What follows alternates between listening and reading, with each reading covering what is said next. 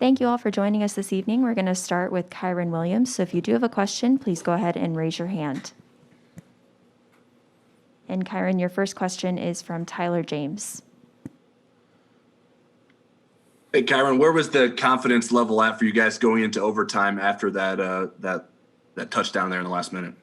Our confidence the whole game never switched. We stayed even keel. That was a big point of our attack of this game, is to stay cool, calm, and collective as an offense. So we knew that no matter what, when we got on the field, that we were going to do our thing. And we did that, and obviously the turnout to that, we came out on top. So that's big for our offense going into next week. And like I said, the confidence is real high. This meeting is being recorded. We'll go next to Pete Sampson.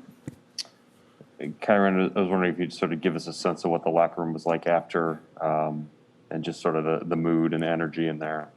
I mean, yeah, as you can expect, the locker room was it was Turnt. Even the field after the game, it was live. Everybody was there.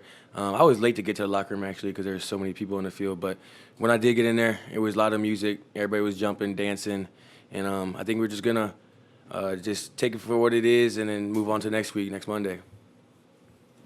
We'll go next to Hayden Adams. Hey, Kyren. Second play from scrimmage, you take it 65 yards to the house. You obviously weren't part of this team back in the Cotton Bowl, which was pretty offensively stagnant for you guys. But to come out and punch them right in the mouth, just talk about what that was like. Yeah, and that was another point of emphasis this week. We preached it a lot. It's going to be a dogfight, so we got to punch them in the mouth first before they punch us. So we knew that coming into offense that we would have to be dialing in on all levels and execution, and like you said, just punch them in the mouth first and then react to what they do. We'll go next to Dennis Dodd. My question was answered. Thanks. All right, and we will go to Carter Carls. Kyren, you had some really big pickups and pass protection.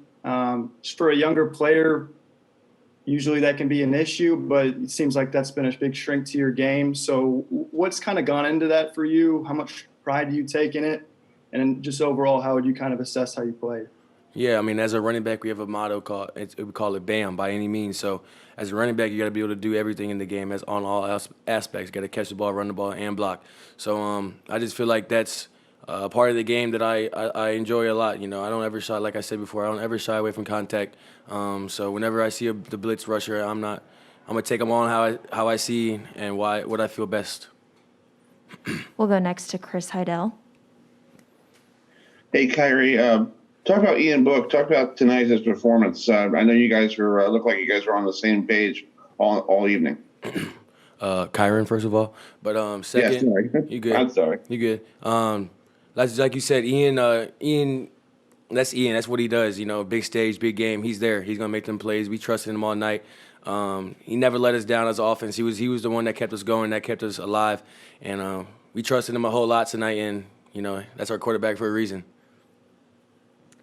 And we have one question via the chat. It's from John Bryce. Kyren, what did you see on your first touchdown of the game, and what did Ian say to you on offense prior to the last drive to force overtime?